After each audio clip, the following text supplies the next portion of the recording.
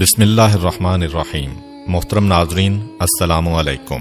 آج کی ویڈیو میں ہم پیغمبر اسلام صلی اللہ علیہ وآلہ وسلم کی زندگی کے پہلے 2 سال کے واقعات بیان کریں گے، جس میں آپ کا عقیقہ اور اس کے بعد جناب حلیمہ سعدیہ کے سپرد کیے جانے کا واقعہ بھی شامل ہے۔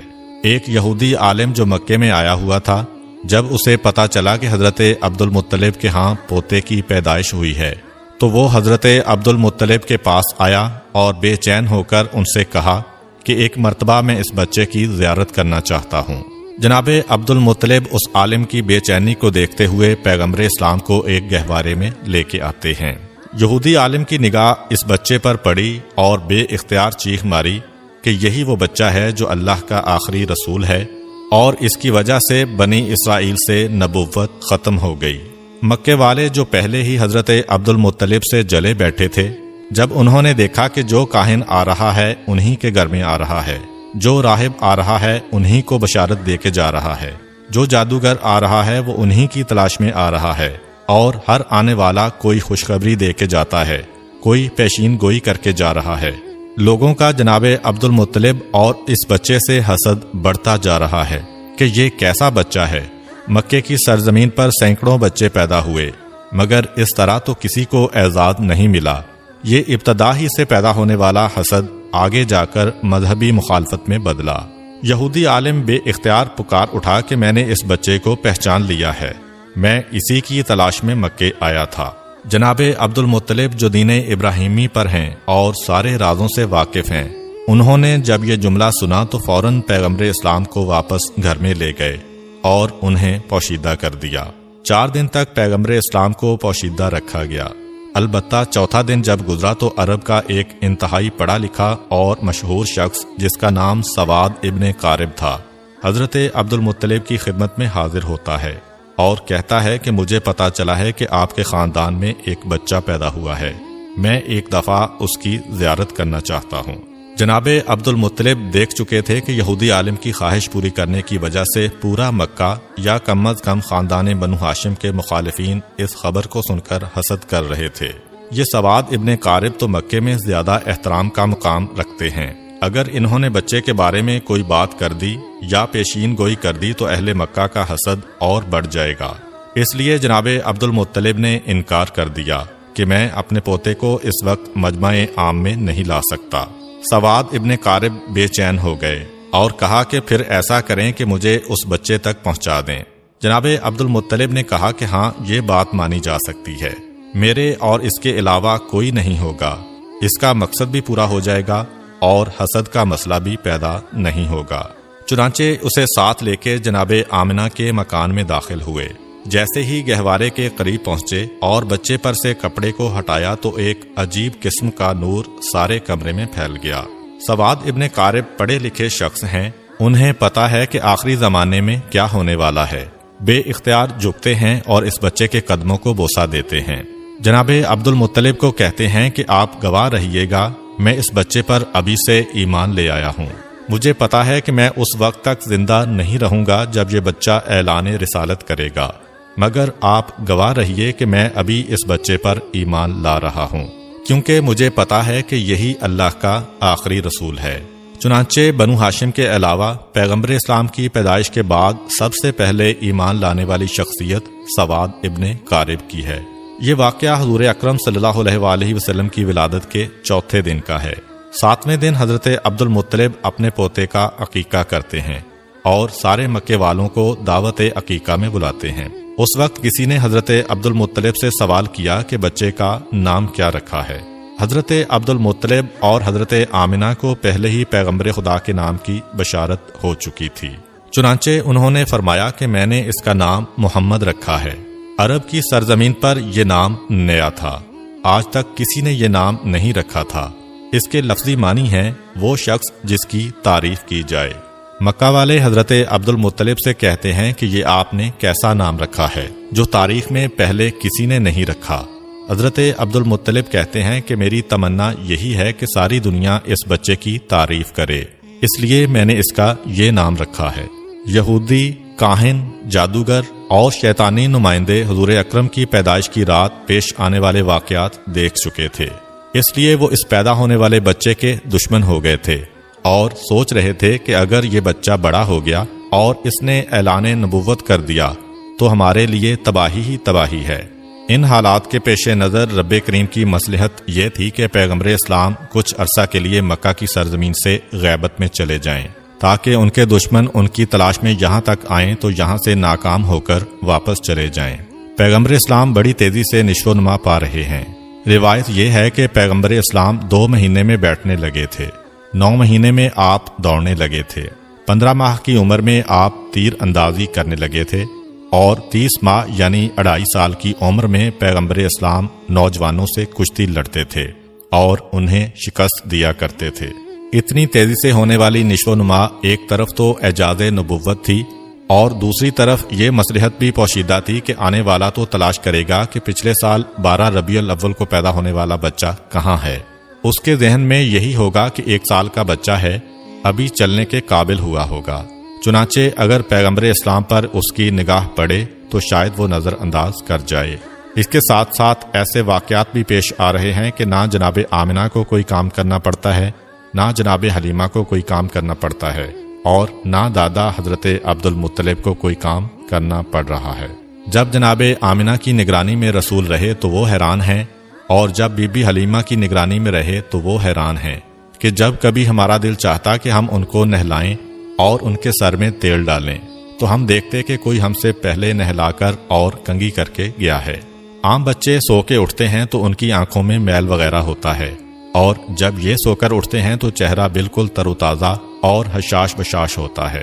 جب کبھی ہم نے چاہا کہ ان کا لباس بدلیں، پتہ چلا کہ پہلے ہی ان کو کوئی نیا لباس پہنا کے چلا گیا ہے۔ حتیٰ کہ کھانے وغیرہ کے سلسلے میں بھی جس گھر میں گئے وہاں پر پیغمبر اسلام کی وجہ سے رزق پہنچا۔ گھر والوں کے کھانے سے پیغمبر اسلام نے کبھی حصہ نہیں لیا۔ تو اب جو بھی پرورش کرنے والے ہیں وہ حیران ہیں کہ ہمیں کوئی کام کرنا ہی نہیں پڑ رہا ہے۔ حتیٰ کہ جب بچپنے کی وہ عمر تھی کہ جب عام طور پر قدرتی ضروریات کی وجہ سے بچے کا لباس خراب ہو جاتا ہے، جناب آمنہ اور جناب حلیمہ کہتی ہیں وہ جو ضروری حاجتیں ہیں ان کے نشان بھی ہم نے کبھی رسول اسلام کے لباس پر نہیں دیکھے۔ غرض یہ کہ سارے کام پروردگار عالم کی مصلحت سے طے پا رہے ہیں، مگر دشمنوں کا گروہ مسلسل حضور اکرم کی تلاش میں ہے۔ حضرت عبد المطلب جو دین ابراہیمی پر ہیں اور اپنے والد جناب ہاشم سے ان کو کچھ راز نبوت بھی ملے ہیں، ان میں یہ بھی تھا کہ اس بچے کے دشمن بہت زیادہ ہوں گے، تمہیں پوری کوشش کرنا ہے اس بچے کو بچانے کے سلسلے میں۔ اس مسئلے کی وجہ سے حضرت عبد المطلب پیغمبر اسلام کو مکے سے کسی اور جگہ منتقل کرنا چاہتے ہیں، خاص طور پر جب ان کو پتہ چلا کہ اکثر یہودیوں کے گروہ آتے ہیں اور مکے کے حالات کا جائزہ لے کر چلے جاتے ہیں۔ یہودی بار بار کیوں آ رہے تھے اس کے بارے میں آپ کو بتاتا چلوں۔ دراصل یہودی بہت عرصہ پہلے سے ہی پیغمبر اسلام کی ولادت کو روکنے کی فکر میں تھے۔ عبد مناف پہ حملہ ہوا، جناب ہاشم پہ حملہ ہوا، جناب عبد المطلب پہ حملہ ہوا، جناب عبداللہ پہ حملہ ہوا، مسلسل یہ حملے ہوئے۔ روایت میں ہے کہ جب جناب عبداللہ کی جوانی کا زمانہ آیا تھا تو یہودیوں کی ساری سازشوں کا مرکز یہ تھا کہ کسی طرح انہیں ختم کر دو تو ولادت رسول رک جائے گی۔ یہودی یہ پہچان گئے تھے کہ جناب عبداللہ پیغمبر اسلام کے والد ہیں، اور یہ پہچان حضرت یحییٰ علیہ السلام کے اس کرتے کی وجہ سے ہوئی تھی جو یہودیوں کے پاس تھا، اور جناب عبداللہ کی ولادت کے وقت اس میں سے خون نکلنا شروع ہو گیا تھا۔ انہوں نے سوچا کہ اگر جناب عبداللہ کو شادی سے پہلے قتل کر دیا جائے تو رسول اللہ کی ولادت نہیں ہو سکے گی، چنانچہ انہوں نے حملہ کر دیا، مگر وہ حملہ بھی ناکام ہوا اور اسی کے نتیجے میں جناب عبداللہ کی شادی جناب آمنہ سے ہوئی۔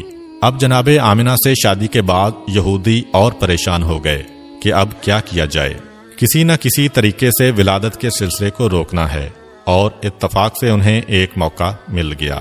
جناب عبداللہ کسی کام کے سلسلے میں مدینے جاتے ہیں، اور مدینہ یہودیوں کا گڑھ ہے، چنانچہ روایات سے پتہ چلتا ہے کہ مدینہ میں جناب عبداللہ پہ حملہ ہوا اور زہر کے ذریعے جناب عبداللہ کو شہید کیا گیا۔ اب یہودیوں کو ایک اطمینان تو ہو گیا کہ پیغمبر اسلام کے والد تو شہید ہو گئے، صرف ایک بات کا پتہ کرنا ہے کہ ان کے ہاں کوئی اولاد ہے یا نہیں۔ اگر یہ پتہ چل جائے کہ یہ بے اولاد تھے تو گھر میں جا کر اطمینان سے سونا، اور اگر یہ پتہ چلے کہ ان کے ہاں کوئی اولاد ہے تو پھر اس کے قتل کا انتظام کرنا ہوگا۔ یہودیوں کا ایک گروہ بنا۔ یہ لوگ خاص اس کام کے لیے مدینہ سے مکہ آئے۔ وہاں آ کر تحقیق کی تو اطمینان کا سانس لیا جب پتہ چلا کہ وہ لاولد تھے، ان کے ہاں کوئی اولاد نہیں تھی۔ چنانچہ بڑے اطمینان سے واپس مدینے گئے۔ مدینے پہنچ کر مدینہ سے لے کر شام تک جہاں جہاں یہودی پھیلے ہوئے تھے سب کو یہ خوشخبری پہنچا دی گئی کہ مبارک ہو، ہمارے لیے جو خطرہ تھا وہ خطرہ ٹل گیا ہے۔ حضرت یحییٰ علیہ السلام کے کرتے سے جو خون نکل رہا تھا اب وہ خون سوکھ گیا ہے، جس سے یہ یقین ہو گیا کہ پیغمبر کے والد کا انتقال ہو گیا ہے اور ان کے ہاں کوئی اولاد بھی نہیں ہے، جس کا مطلب یہ ہے کہ اب آخری رسول پیدا نہیں ہوں گے۔ یہ خوشخبری ساری دنیا یہود میں پھیلا دی گئی۔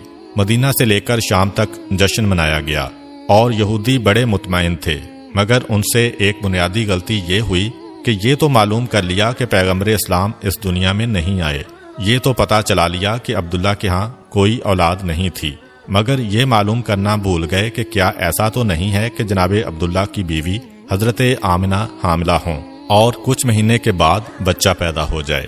اس طرف ان کا خیال گیا ہی نہیں۔ یہ دیکھ کر مطمئن ہو کر گھر چلے گئے کہ عبداللہ کے ہاں کوئی اولاد نہیں ہے، لیکن جب 12 ربیع الاول کو عجیب و غریب واقعات پیش آئے، عوام کو اتنی معلومات نہیں ہے، لیکن یہودی علماء پریشان ہو کر بیٹھے ہیں، کیونکہ انہوں نے اپنی کتابوں میں پڑھا ہوا ہے کہ یہ سارے واقعات اس زمانے کے ہیں جب آخری رسول پیدا ہوگا۔ مگر یہ کیا ہوا؟ آخری رسول کیسے پیدا ہو گیا؟ کیونکہ آخری رسول کے والد کو ہم نے پورے یقین کے ساتھ قتل کیا کہ یہی رسول کے والد ہیں، اور حضرت یحییٰ کے کرتے نے بھی گواہی دی کہ یہی والد ہیں۔ یہ بھی ہم نے پتہ چلا لیا کہ ان کے ہاں کوئی اولاد نہیں ہے، پھر یہ رسول کہاں سے آ گئے؟ اب پریشان ہیں کیونکہ ان کی کتاب میں لکھا ہوا ہے کہ آخری رسول عبداللہ کے ہاں پیدا ہوں گے اور یہ عجیب و غریب واقعات پیش آئیں گے۔ اب حیران ہیں کہ عبداللہ کے ہاں تو رسول پیدا نہیں ہوئے، اور اگر کسی اور کے ہاں پیدا ہوئے ہیں تو یہ ہماری کتاب کے برعکس ہے۔ فوراً ایک گروہ بنایا گیا تاکہ وہ مکہ میں جا کر تحقیق کرے۔ جب یہ لوگ مکہ پہنچے تو اس وقت پیغمبر اسلام کو مکے سے حضرت حلیمہ سعدیہ کے مکان میں منتقل کیا جا چکا تھا، اور پیغمبر اسلام کی پیدائش کو 2 ماہ گزر چکے تھے۔ اب یہ یہودی پریشان ہو کر ڈھونڈ رہے ہیں کہ کون سا بچہ ایسا ہے جو 2 ماہ پہلے پیدا ہوا ہوگا، مگر کوئی ایسا بچہ نظر نہیں آ رہا۔ کسی سے پوچھ نہیں سکتے کیونکہ مکے میں 2 مرتبہ یہودی سازش کر کے گئے ہیں۔ جناب عبداللہ پر بھی حملہ انہوں نے کروایا تھا، اور ان کے بعد جناب آمنہ کے بارے میں بھی تحقیق ان لوگوں نے کروائی تھی۔ چنانچہ اب مکہ والے ہوشیار ہو گئے ہیں، خاص طور پر خاندان بنو ہاشم والے ان لوگوں پر نظر رکھے ہوئے ہیں۔ یہودیوں کا کوئی گروہ کسی سے سوال نہیں کر سکتا، اب پوچھ کسی سے نہیں سکتے، ایک ایک گھر پر تاک لگائے بیٹھے ہیں، خانہ کعبہ میں دیکھتے ہیں، باپ کی گودوں میں دیکھتے ہیں، مگر کوئی 2 مہینے کا بچہ نظر نہیں آ رہا۔ ناکام واپس لوٹ گئے، اب آ رہے ہیں جا رہے ہیں اور مسلسل تحقیقات کر رہے ہیں، مگر ان کی تحقیقات ناکام ہو رہی ہیں، کیونکہ پیغمبر اسلام تو اس وقت مکے سے باہر ہیں۔ البتہ جب پیغمبر اسلام کی عمر 7 سال کی ہو گئی اور پیغمبر مکے مستقل طور پر آ گئے تو اس زمانے میں بھی یہودیوں کا ایک گروہ مکے آیا ہوا تھا۔ اس کی نگاہ اس نوجوان پر پڑی تو یہ دیکھ کر چونک اٹھے کہ یہ نوجوان جو اپنے دادا اور چچا کے ساتھ چل رہا ہے، اس کے چلنے کا طریقہ، اس کی بات کا طریقہ بالکل وہی ہے جو ہماری کتابوں کے مطابق آخری رسول کا طریقہ ہے۔ اس کے سر پر بادل سایہ بھی کر رہا ہے، یہ جس درخت کے قریب سے گزرتا ہے درخت کی شاخ ایک مرتبہ جھک جاتی ہے، یہ جس پتھر کے قریب جاتا ہے پتھر کلام کرنے لگتا ہے، یہ جس طرف جائے راستے میں کوئی رکاوٹ ہو تو رکاوٹ خود بخود ہٹنے لگتی ہے۔ یہ سب نشانیاں تو آخری رسول کی نشانیاں ہیں، لیکن اگر یہ آخری رسول ہے تو یہ تو 25 سال کا نوجوان نظر آ رہا ہے، جبکہ ہمارے علم اور ہماری کتابوں کے مطابق اس کو 7 سال کا نوجوان ہونا چاہیے۔ یہودیوں کے اس گروہ نے اپنے علماء سے مشورہ کیا، انہوں نے کہا کہ خوب اچھی طرح دیکھ لو، یہی اگر آخری رسول ہے تو اسے قتل کر دو۔ یہودیوں کو یہ تو پتہ چل گیا کہ یہ بچہ عبد المطلب کے گھر میں پیدا ہوا، عبداللہ کا بیٹا ہے، لیکن ابھی دل میں ایک کھٹک ہے کہ جس طرح ہم پہلے غلطی کر گئے تھے اور اس بچے کے والد کو قتل کرنے اور اس کے ہاں اولاد کے نہ ہونے کا پتہ کر کے مطمئن ہو گئے تھے اور جشن منا لیا تھا، لیکن بعد میں پتہ چلا کہ ہم دھوکہ کھا گئے ہیں۔ ابھی بھی ایسا نہ ہو کہ ہم اس نوجوان کو قتل کر کے چلے جائیں اور ہم مطمئن ہو جائیں اور 20 سال بعد پتہ چلے کہ رسول تو ابھی زندہ ہے۔ اس لیے یہودی اس دفعہ 100% یقین کرنا چاہتے تھے کہ یہی نوجوان اللہ کا سچا پیغمبر ہے۔ یہودیوں نے اپنی کتاب میں پڑھا ہوا تھا اور ان کو اس بات کی معرفت تھی کہ جو بھی اللہ کا رسول ہوگا، چاہے پہلا ہو یا آخری، لقمہ حرام اس کے حلق سے نیچے نہیں اتر سکتا، بلکہ حلق تو کیا اس کے ہونٹوں کو بھی نہیں چھو سکتا۔ حرام کے علاوہ رزق مشتبہ یعنی ایسا رزق جس کا پتہ نہ ہو کہ حلال ہے یا حرام، وہ بھی رسول کے ہونٹ کو نہیں چھو سکتا۔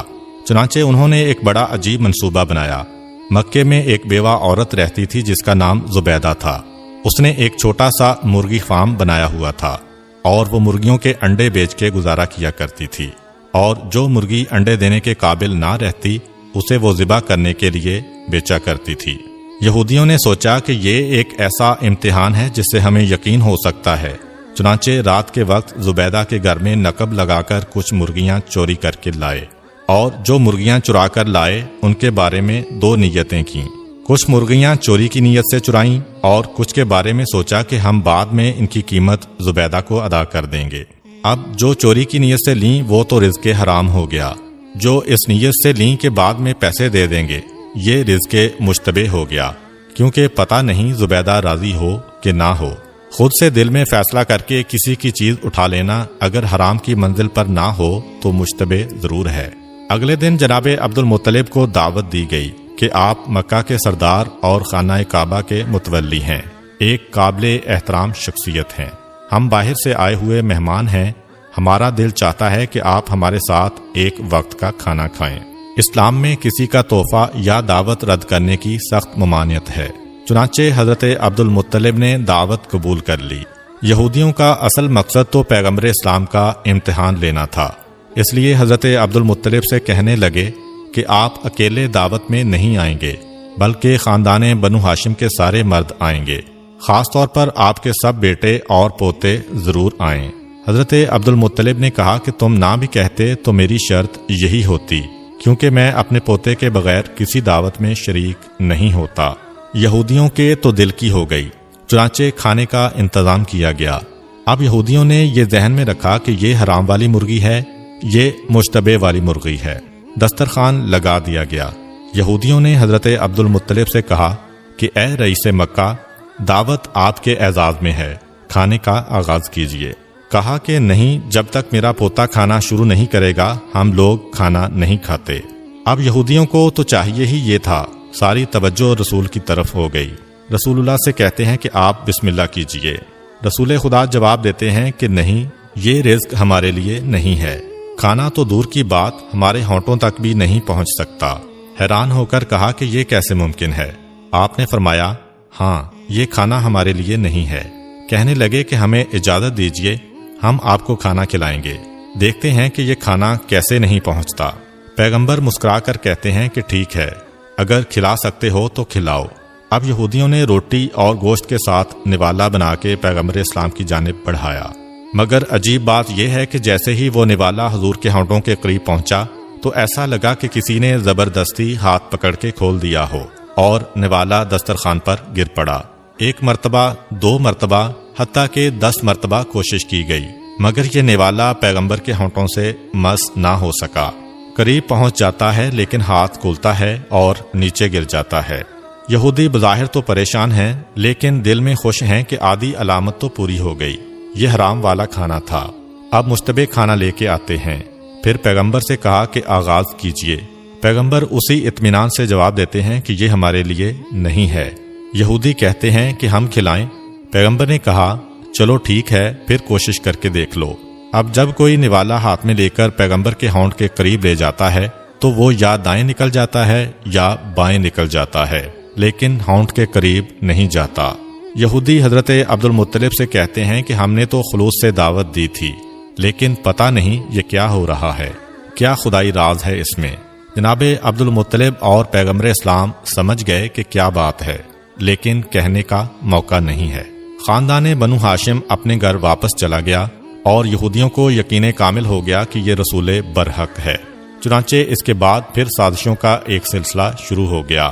یہی وجہ ہے کہ اس واقعے کے بعد جناب عبد المطلب پیغمبر اسلام کی اور زیادہ حفاظت کرنے لگے تھے اور اپنے سارے بیٹوں سے کہہ دیا تھا کہ اب یہودیوں کی ساری دشمنی کا نشانہ میرا پوتا ہوگا، تم لوگ گھر کے کسی کام سے اس کو باہر نہ بھیجنا۔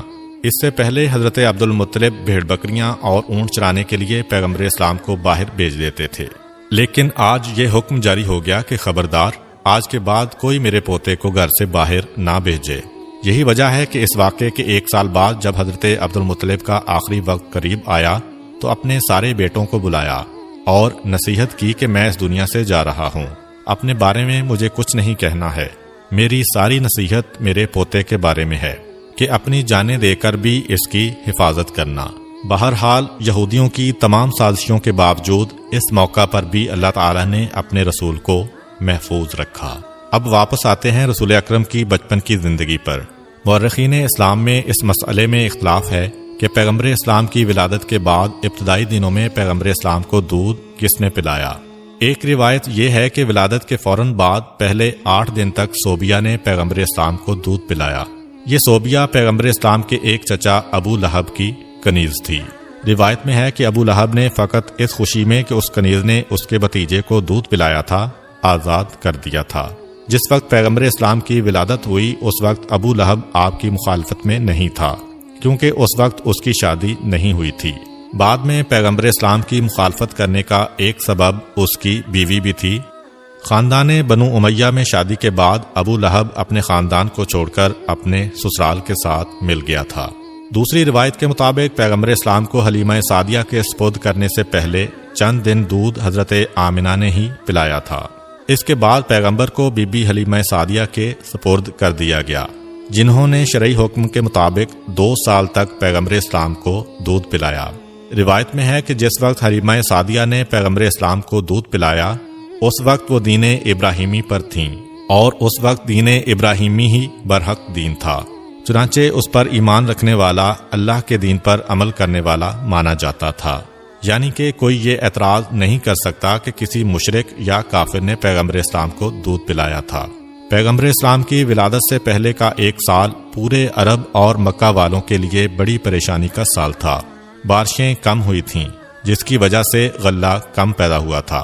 مکے والے بھی پریشان تھے، مکے کے باہر والے بھی پریشان تھے، مگر جس سال پیغمبر اسلام کی ولادت ہوئی مکہ انتہائی خوشحال ہو گیا، لیکن مکے کے باہر ابھی تک قحط پڑا ہوا تھا، جس کی وجہ سے آس پاس کے جو قبیلے تھے وہاں سے لوگ روزگار کے لیے مکے آ رہے تھے۔ جہاں ایک طرف مکہ میں قحط نہیں ہے اور غلہ کثرت کے ساتھ ہے، مگر دوسری طرف ایک پریشانی کھڑی ہو گئی کہ اسی زمانے میں مکے میں ایک وبائی بیماری پھیل گئی تھی، خاص طور پر بچے اس کی لپیٹ میں بہت جلدی آ رہے تھے۔ ایک سے دوسرے اور دوسرے سے تیسرے گھر میں یہ بیماری پھیلتی جا رہی تھی، تو یہ 2 سبب پیغمبر اکرم کی ولادت کے فوراً بعد پہلے ہفتے میں پیش آئے۔ پیغمبر اکرم کو پروردگار عالم نے ہر مصیبت و پریشانی سے دور کیا تھا، مگر والدین تو پریشان ہوں گے، اور دوسری بات کہ مکے کے باہر سے جو لوگ روزگار کی تلاش میں آ رہے ہیں ان کی مدد کرنا بھی ضروری ہے، اور تیسری بات جیسا کہ پہلے ذکر ہوا ہے کہ یہودی جاسوس یہ دیکھنے کے لیے کہ آخری رسول پیدا ہوا ہے کہ نہیں مسلسل مکے آ رہے ہیں۔ ان حالات میں اب جتنا جلد پیغمبر اسلام کو مکے سے منتقل کیا جائے اتنا ہی ظاہری اعتبار سے رسول کی حفاظت کے لیے بہتر ہے۔ اگرچہ اللہ تعالیٰ ظاہر رکھ کر بھی پیغمبر کی حفاظت کر سکتا تھا، لیکن غیبت میں لے جانے میں بھی اللہ کی مصلحت ہے۔ 7ویں دن پیغمبر اسلام کا عقیقہ ہوتا ہے۔ عقیقے والے دن صبح کے وقت جناب آمنہ اپنے بستر پر لیٹی ہوتی ہیں کہ یکایک ایک بشارت ہوتی ہے۔ جناب آمنہ جو پیغمبر اسلام کی والدہ ہیں اور دین ابراہیمی پر ہیں، اتنا تو سمجھ سکتی ہیں کہ بشارت کیا ہے، یہ جو آواز آ رہی ہے یہ کہاں سے آ رہی ہے۔ بہرحال انہیں یہ بشارت ہوتی ہے کہ اپنے بچے کو اس عورت کے حوالے کرنا جس کا نام حلیمہ سعدیہ ہے۔ عقیقے کے اگلے دن یعنی ولادت کے 8ویں دن پیغمبر اسلام کو مکے سے منتقل کرنا ہے۔ جیسا کہ پہلے ذکر ہوا کہ مکے سے باہر قحط پڑا ہوا تھا، لیکن قحط نہ بھی پڑتا تب بھی عربوں کا یہ طریقہ تھا کہ سال میں 2 دفعہ موسم بہار میں یعنی سردی کے فوراً بعد اور موسم خزاں میں یعنی گرمی کے فوراً بعد جو آس پاس کے دیہات تھے وہاں کی عورتیں مکے میں آتی تھیں اور ایک ایک شخص کے دروازے پر جاتی تھیں کہ اگر آپ کا کوئی بچہ ہے تو ہمیں دیجئے، ہم اس کی پرورش کریں گی، اسے دودھ پلائیں گی اور جو اجرت طے پائے اس پر بچہ ان کے حوالے کر دیا جاتا۔ تو مسلسل قحط کے زمانے میں تو اور زیادہ عورتیں آ رہی تھیں۔ 8ویں دن جناب عبد المطلب اپنے غلام کو بلا کر کہتے ہیں کہ جا کر مکے کے بازاروں میں، گلیوں میں اور جہاں یہ عورتیں جمع ہوتی ہیں وہاں جا کر معلوم کرو کہ کیا کوئی ایسی عورت ہے جو میرے اس بچے کو لے جانے کے لیے تیار ہو۔ ادھر غلام گیا، ادھر جناب آمنہ کی کنیز آتی ہے اور کہتی ہے کہ ہماری ملکہ آمنہ نے یہ درخواست کی ہے کہ آپ جس کا بھی انتخاب کریں ایک دفعہ اسے میرے پاس ضرور بھیج دیجئے گا۔ مکے سے کچھ فاصلے پر قبیلہ بنی سعد عرب کا ایک بہت بڑا قبیلہ تھا۔ بی بی حلیمہ کا تعلق اسی قبیلے سے تھا، اسی نسبت سے نام ہو گیا حلیمہ سعدیہ۔ جناب حلیمہ سعدیہ کہتی ہیں کہ ہم لوگ اپنے دستور کے مطابق سال میں 2 دفعہ مکے جاتے تھے اور جانے کے بعد وہاں کے صاحبان دولت اور جو سردار ہیں ان کے بچوں کو لے کر آتے تھے۔ اس سال ہمیں جانے کی جلدی تھی کیونکہ ہمارے علاقے میں قحط شدید سے شدید ہوتا جا رہا تھا۔ جائیں گے تو کسی صاحب دولت کا، کسی سردار کا بیٹا ملے گا تو ہماری پریشانی دور ہو جائے گی۔ چنانچہ ہمارا قافلہ نکلا، سارا قبیلہ ایک ساتھ چل رہا ہے، پورے قبیلے کا ایک ہی پیشہ ہے، مرد اور عورتیں سب ساتھ جا رہے ہیں۔ جناب حلیمہ سعدیہ کہتی ہیں کہ میں اس پورے سفر میں بے حد پریشان رہی، اس لیے کہ میں جس سواری پر سوار تھی وہ ایک گدھی تھی اور بیمار تھی، اس سے چلا نہیں جا رہا تھا، بڑی سست رفتاری سے چل رہی تھی۔ اب میں بھی شرمندہ کہ قبیلے والے میری وجہ سے پریشان ہیں۔ قبیلے والوں کے آپس میں ایسے تعلقات ہیں کہ کسی کو چھوڑ کر قبیلہ آگے بھی نہیں بڑھ سکتا۔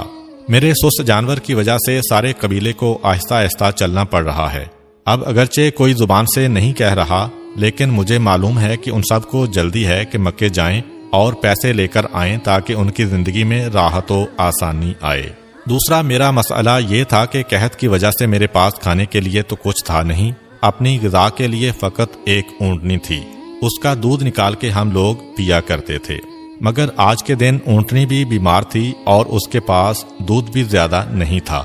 بہت تھوڑا سا دودھ جو ہم کبھی اس کے تھنوں سے نکالتے تھے وہ ہم سب استعمال کرتے تھے اور سب بھوکے رہ جاتے تھے۔ حالات ایسے ہیں کہ کوئی کسی سے کچھ مانگ بھی نہیں سکتا۔ اور تیسری پریشانی میرے ساتھ یہ ہوئی کہ خود میری گود میں جو بچہ تھا اس کو پلانے کے لیے بھی میرے پاس دودھ نہیں تھا، اس لیے کہ میرے دائیں سینے میں دودھ بالکل خشک ہو چکا تھا، بائیں سینے میں دودھ تھا مگر اتنا کم کہ میرا اپنا بچہ بھوکا رہ جاتا تھا۔ غذا بھی کم مل رہی ہے، ویسے بھی جناب حلیمہ کو اس وقت بیماری ہے۔ اب انتہائی پریشان کہ ہم چل تو رہے ہیں مگر ان ساری مصیبتوں کے ساتھ چل رہے ہیں، نتیجہ کیا ہوگا؟ خیر، آہستہ آہستہ چلتے ہوئے ہم مکہ میں داخل ہو گئے۔ مکے میں داخل ہونے کے بعد مجھے تو اپنی سواری کے جانور اور اپنی اونٹنی کی بھی فکر ہے، اور مجھے خود اپنی بھی فکر ہے کہ اگر میں نے کسی بچے کو گود لے بھی لیا تو لازمی طور پر دینے والا پہلی تحقیق یہی کرے گا کہ اس کے بچے کو پیٹ بھر کر غذا ملے گی یا نہیں۔ اور میری حالت ایسی ہے کہ میں اپنی اولاد کو بھی دودھ نہیں پلا پا رہی ہوں۔ میں انتہائی پریشان تھی، جس کی وجہ سے میں دوسری عورتوں کے ساتھ نہ جا سکی۔ پورا قبیلہ مکے میں ہے اور مجھے اطلاع ملی کہ مکے کے اندر جتنے بھی مالدار آدمی ہیں، جتنے بھی صاحب حیثیت آدمی ہیں، ان سب کے بچے تو دوسری عورتوں نے لے لیے اور مجھے کہیں سے کوئی بچہ نہ مل سکا۔ اب میں انتہائی پریشان کہ کیا کروں۔ یکا یک میرے کان میں کچھ غلاموں کی آواز آئی جو یہ کہتے ہوئے مکے کی گلیوں اور بازاروں میں جا رہے تھے کہ اگر کوئی عورت باقی بچی ہو تو وہ حضرت عبد المطلب کے پاس آئے اور ان کے یتیم پوتے کو اپنی نگرانی میں لے لے۔ جناب حلیمہ سعدیہ کہتی ہیں کہ عبد المطلب کا نام بڑا نام ہے، مکے کے سردار ہیں، سارا عرب ان کو جانتا ہے۔ حیران ہیں کہ پھر ایسی کیا وجہ ہے کہ اس بچے کو کوئی گود میں لینے والا نہیں ہے اور غلاموں کو آواز لگانا پڑ رہی ہے، پھر بھی کوئی تیار نہیں ہو رہا۔ اپنی ساتھیوں سے پوچھا کہ تم عرب کے سارے مالدار گھرانوں کے بچوں کو لے کر آئی ہو لیکن سب سے اہم گھرانے کو چھوڑ دیا، تو انہوں نے جواب دیا کہ بے شک اعلان عبد المطلب کی جانب سے ہو رہا ہے، مگر جس کے لیے اعلان ہو رہا ہے اس کا باپ نہیں ہے، یہ یتیم ہے، اور جب باپ نہیں تو ہمیں یہ توقع نہیں کہ اس بچے کی پرورش سے ہمیں کوئی نفع پہنچے گا، اس لیے کہ جو حق باپ ادا کرتا ہے دادا وہ حق ادا نہیں کر سکتا۔ اس لیے ہم ڈرتے ہیں کہ عبد المطلب کا نام سن کر ہم اس بچے کو لے تو جائیں گے مگر باپ نہ ہونے کی وجہ سے ہمیں پورے پیسے نہیں ملیں گے۔ جناب حلیمہ سعدیہ کہتی ہیں کہ یہ بات میری سمجھ میں بھی آ گئی، اس لیے اعلان سننے کے باوجود میں وہاں پر نہیں گئی۔ میں نے کوشش کی کہ اگر ہو سکے تو کسی اور گھرانے سے کوئی بچہ مل جائے، لیکن پتہ چلا کہ مجھ سے دیر ہو گئی، اور جتنے بھی مالدار گھروں کے بچے ہیں، نہ صرف یہ کہ وہ جا چکے ہیں، کسی غریب گھر کا بچہ بھی اب نہیں مل رہا ہے۔ چنانچہ میں پریشان ہو کر حضرت عبدالمطلب کے پاس پہنچی کہ چلو اگر اپنی خواہش کے مطابق نہ ملے تو خالی ہاتھ جانے سے تو بہتر ہے کہ جیسا بچہ ملے تو اسی کو لے جاؤ۔ میں حضرت عبدالمطلب کے پاس پہنچی اور سلام کیا۔ سلام کا جواب دیتے ہیں اور پوچھتے ہیں کہ تم کیوں آئی ہو؟ میں نے وجہ بتائی، کہا کہ یہ بتاؤ کہ تمہارا نام کیا ہے؟ میں نے بتایا کہ میرا نام حلیمہ سعدیہ ہے۔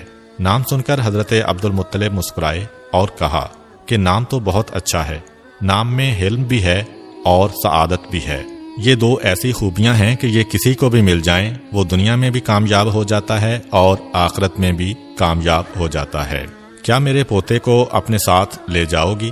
حلیمہ سعدیہ کہتی ہیں کہ میں آئی اسی لیے ہوں۔ کہا کہ نہیں، تمہیں پہلے بہو کے پاس جانا ہوگا، آمنہ سے ملاقات کرو، اگر وہ بھی راضی ہو جائیں تو پھر یہ معاملہ طے پاتا ہے۔ اب کنیز کے ساتھ حلیمہ سعدیہ جناب آمنہ کے پاس تشریف لے جاتی ہیں۔ ان کے کمرے میں جاتے ہی حیران ہو گئیں۔ جس وقت کمرے میں داخل ہوئیں دوپہر کا وقت ہے اور عرب کا سورج جہاں پہ بادل نام کو نہیں ہوتا ہے ہر وقت روشنی ہی روشنی، لیکن کمرے میں داخل ہوئیں تو دیکھا کہ سورج کی روشنی سے ہٹ کے کسی روشنی سے کمرہ منور ہو رہا ہے۔ حیران ہو کر سوال کیا کہ آپ اپنے کمرے میں دن کے وقت بھی چراغ روشن کر کے رکھتی ہیں؟ جناب آمنہ مسکرا کر کہتی ہیں کہ نہیں، یہ چراغ کی روشنی نہیں ہے، یہ میرے بیٹے کے چہرے کی روشنی ہے۔ یہ جس وقت سے اس کمرے میں آیا ہے ہر وقت یہ کمرہ روشن رہتا ہے۔ جناب حلیمہ سعدیہ کہتی ہیں کہ آئی تو تھی بڑے بجھے دل کے ساتھ، کوئی نہیں مل رہا اس لیے لینے آئیں، مگر یہ جملہ سنا تو آگے بڑھ کر بچے پہ نگاہ پڑی تو خود بخود ایک محبت دل میں پیدا ہوئی۔ جناب آمنہ نے ان سے ان کا نام پوچھا تو انہوں نے بتایا کہ حلیمہ سعدیہ۔ جناب آمنہ نے کہا کہ بے شک مجھے اسی کی تلاش تھی، اب یہ بچہ تمہارے سپرد ہے، اس کی حفاظت کرنا۔ جناب حلیمہ سعدیہ پیغمبر اسلام کو گود میں لے کر باہر آئیں، پھر ان کے دادا حضرت عبدالمطلب کے پاس گئیں۔ پیغمبر اسلام کے دادا نے کہا، اے حلیمہ، اسے لے کے تو جا رہی ہو مگر ایک چیز ہم تمہیں بتا دیں کہ اس بچے کے دشمن بہت زیادہ ہیں۔ اگر تم اس بچے کے ساتھ کسی عجیب و غریب واقعے کو دیکھو، کوئی نئی چیز تمہیں نظر آئے تو حیرت زدہ نہ ہونا اور کسی کو بتانا نہیں کہ تم نے کیا دیکھا ہے، ورنہ دشمن مسلسل پیچھے لگیں گے۔ ابھی یہاں سے تو حفاظت سے پیغمبر چلے جائیں گے، مگر تمہارے قبیلے میں جانے کے بعد اگر یہ خبریں پھیلنے لگیں کہ اس بچے کی کیا برکتیں ہیں تو یہود کے کان کھڑے ہو جائیں گے۔ خاص وعدہ لیا، بلکہ کہا کہ اگر تم چاہو میں اپنے محلے میں خفیہ مکان تمہیں دے دوں۔ حلیمہ سعدیہ کہتی ہیں کہ نہیں، اپنے خاندان اور اپنے قبیلے کو چھوڑتے ہوئے مجھے اچھا نہیں لگے گا۔ خیر بات طے پا گئی اور جناب حلیمہ سعدیہ پیغمبر اسلام کو ساتھ لے کر چلیں اور اپنے قبیلے کے پاس پہنچیں۔ قافلہ فقط ان کا انتظار کر رہا ہے اور باقی ساری عورتوں کا معاملہ طے پا چکا ہے، ہر ایک کو پہلے ہی بچے مل چکے تھے۔ چنانچہ جیسے ہی یہ پہنچیں قافلہ کھڑا ہوا اور حرکت کرنے لگا، مگر اب جو قافلہ حرکت کر رہا ہے تو سب حیران تھے۔ آتے وقت حلیمہ سعدیہ کو دیکھ کر سب پریشان تھے، جاتے وقت حلیمہ کو دیکھ کر سب حیران ہیں کہ ان کی سواری وہ گدی جو بیماری کے عالم میں تھی اور چلا نہیں جا رہا تھا، اب واپسی پہ اتنی تیز رفتاری سے چل رہی ہے کہ تیز ترین گھوڑا بھی اس رفتار سے نہیں چلتا۔ حلیمہ سعدیہ کے لیے اپنے جانور کو روکنا ایک مسئلہ ہو رہا ہے، کہاں وہ منزل کے چلانا مسئلہ ہو رہا تھا، 2 قدم چل کے جانور رک جاتا تھا، اور کہاں یہ منزل کے روکنا مشکل ہو رہا ہے۔ حلیمہ سعدیہ یہ دیکھ کر حیران و پریشان کہ یہ تھوڑی سی دیر میں کیا معجزہ پیش آ گیا، اور پھر جب دوپہر کے وقت کھانے کا وقت آیا تو یہ دیکھ کر حیران ہو گئیں کہ میری اونٹنی جس کے تھنوں میں اتنا دودھ نہیں آتا تھا کہ ایک آدمی پیٹ بھر کے اسے پی سکے، اس وقت اتنا دودھ ہے کہ سارے قبیلے میں پیش کیا جا رہا ہے اور ختم نہیں ہو رہا ہے۔ یہ کیا عجیب و غریب واقعات پیش آ رہے ہیں۔ مگر جناب عبدالمطلب کی نصیحت اب سمجھ میں آنے لگی کہ خبردار کوئی بھی عجیب و غریب واقعہ پیش آئے تو کسی کو بتانا نہیں کہ تم نے کیا دیکھا، بچے کے دشمن زیادہ ہیں۔ جناب حلیمہ چل رہی ہیں مگر ابھی تک فیصلہ نہیں کر پا رہی ہیں کہ ان واقعات کا مطلب کیا ہے۔ پھر قافلہ تھوڑی دور گیا تھا کہ حلیمہ سعدیہ کو پروردگار کی جانب سے بتایا گیا کہ کیا واقعہ پیش آ رہا ہے۔ حلیمہ سعدیہ اتنی بھی حیران نہ ہو کہ گھبرا کر اس بچے کو ہاتھ سے چھوڑ دے۔ جناب حلیمہ قافلے سے تھوڑا آگے ہیں، قریب سے ہرنوں کا ایک غول دوڑتا ہوا نکلا اور ان کو دیکھ کے رک گیا۔ یہ بات ہرن کی فطرت کے بالکل خلاف ہے، کیونکہ ہرن انسانوں کو دیکھ کر بھاگتا ہے۔ ان میں سے ایک ہرن نے انسانی آواز میں کہا، اے حلیمہ سعدیہ، جس بچے کو لے جا رہی ہو انتہائی بابرکت و خوش قسمت بچہ ہے، کائنات کا سردار بننے والا ہے، حفاظت کے ساتھ لے جانا، عزت و احترام کے ساتھ اس کی پرورش کرنا۔ یہ کہہ کر ہرن غائب ہو گئے۔ حلیمہ سعدیہ ہرن کی زبان سے انسانی آواز میں اس بچے کے بارے میں گفتگو سن کے چونکیں، اور وہی جواب ہرن نے دیا جو سوال بہت دیر سے میرے ذہن میں تھا کہ یہ کیا عجیب و غریب واقعات پیش آ رہے ہیں۔ تھوڑی دور قافلہ اور گیا، جناب حلیمہ کا جانور پھر آگے بڑھ گیا کہ اب قریب ہی ایک پہاڑ کی غار سے ایک انتہائی مقدس اور نورانی شکل و صورت کا شخص نکل کے آیا۔ بچے پر نگاہ پڑی، بے اختیار زمین پر گر کر سجدہ شکر ادا کیا، کہا کہ اے حلیمہ سعدیہ، تم انتہائی خوش قسمت ہو کہ تمہاری گود میں پروردگار عالم کی انتہائی قیمتی امانت دی گئی ہے، اس کی پوری حفاظت اور احترام کرنا۔ یہ کہہ کر وہ شخص واپس چلا گیا۔ جناب حلیمہ کا جانور جہاں قافلے سے آگے بڑھتا ہے کوئی نہ کوئی معجزہ پیش آ جاتا ہے۔ کبھی جانور نے بولا، کبھی کوئی بزرگ آ گئے، کبھی درخت کی شاخیں جھکیں، کبھی آسمان سے بادل کی آواز آئی۔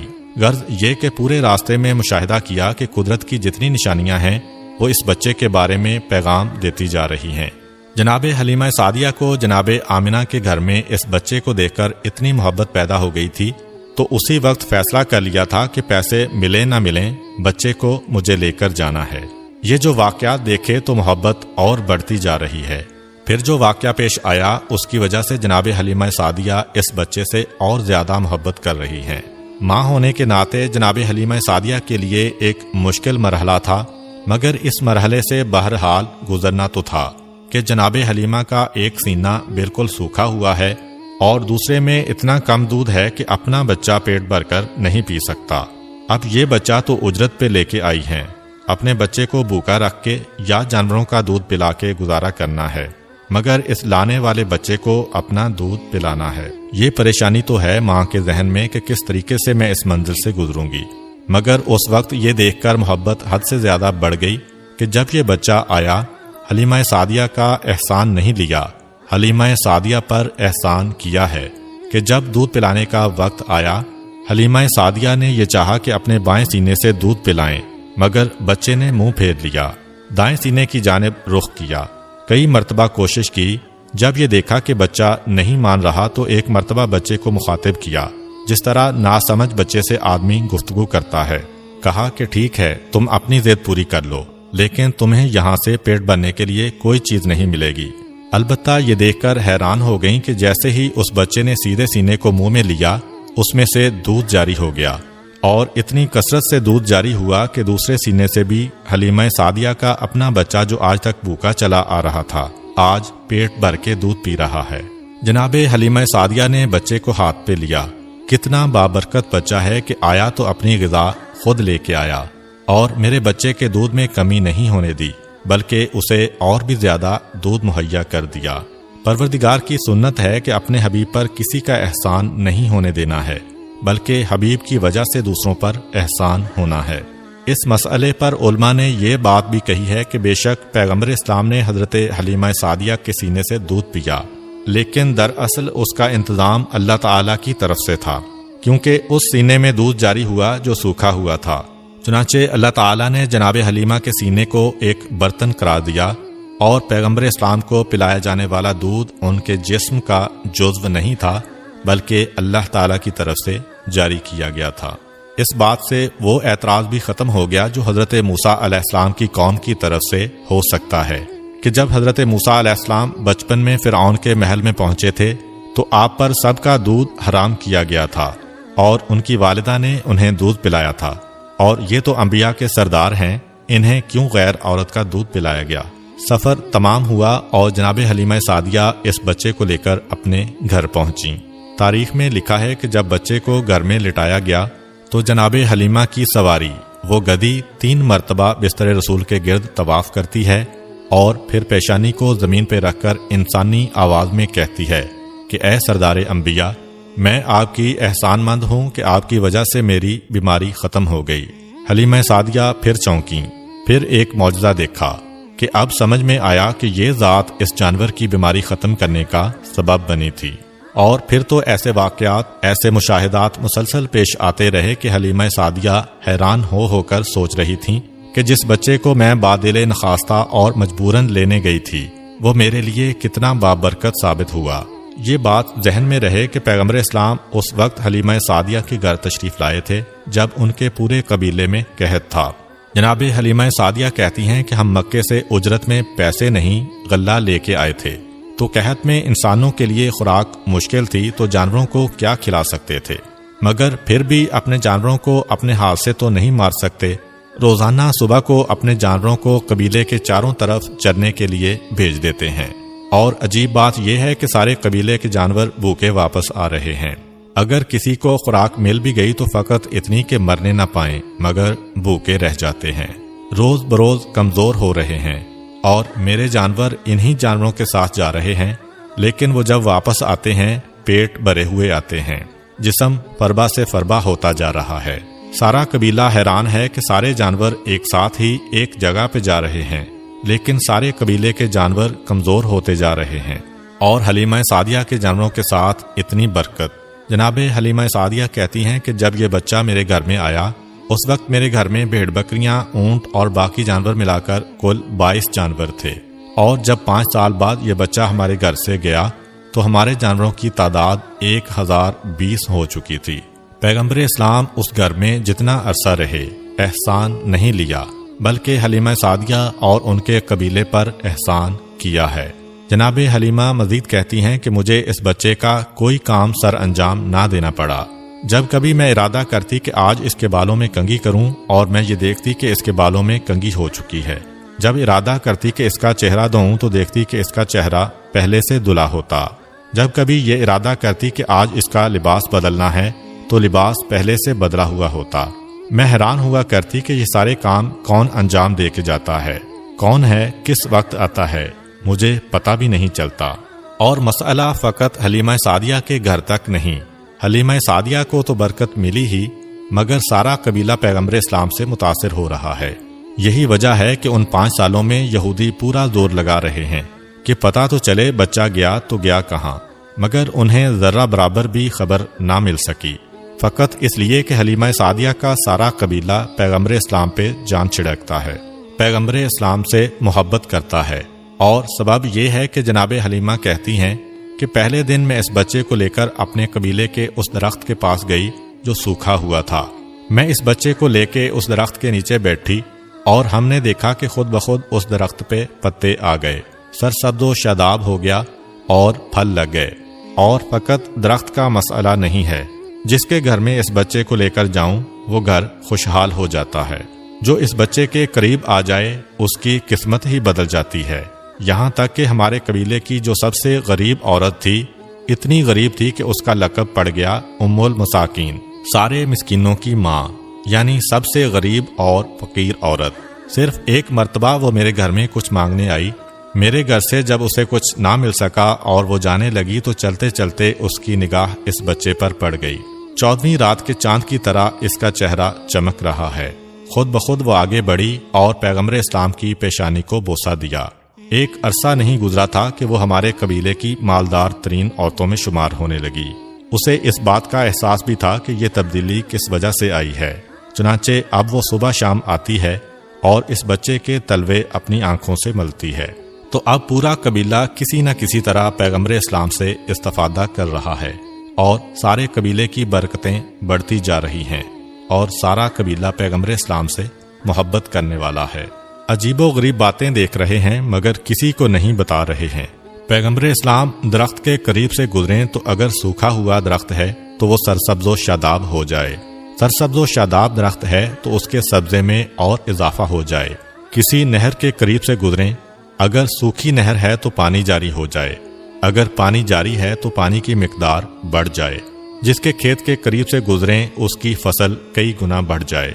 اس کے ساتھ ساتھ ان کے جانوروں کی تعداد بھی بڑھ رہی ہے، اور عرب میں اس وقت جانوروں کو سونے چاندی سے بھی زیادہ قیمتی سمجھا جاتا تھا، مگر جہاں جانوروں کی تعداد زیادہ ہو رہی ہے وہاں پر ان کے دشمن بھی زیادہ ہوتے جا رہے ہیں۔ چنانچہ عرب کے صحرا میں بھیڑیے بڑی کثرت کے ساتھ تھے، اور ہر قبیلے کا مسئلہ یہ ہوتا تھا کہ اپنے جانوروں کو بھیڑیے سے کیسے بچایا جائے۔